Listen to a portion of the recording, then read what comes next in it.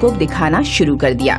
पूरे देश में लॉकडाउन लग गया, जिसके चलते बहुत सारे लोगों की आर्थिक स्थिति खराब हो गई और एक शहर में रहने वाले मान सिंह का व्यापार भी बंद हो गया। अपनी पत्नी अलका और बेटे दीपक के साथ उसने गांव लौट जाने का प्लान बनाया। मुझे लगता है कि अब हमें गांव वापस लौट जाना चाहिए। पिछले 25 वर्षों से गांव नहीं गए हो तो अब किस मुंह से जाएंगे? यहाँ भूख से मरने से अच्छा है कि हम अपने गांव वापस चले जाएं। माँ बाप की मौत के बाद भी हम लोग गांव नहीं गए। सभी गांव वाले क्या बोलेंगे?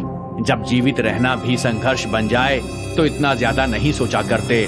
शहर में लॉकडाउन है, मैं आज ही गांव जाने की परमिशन लेकर आता हूँ। मान सिंह प्रशासन से परमिशन लेकर घर आ गया और घर का सामान बांधकर परिवार के साथ गांव जाने के लिए निकल गया।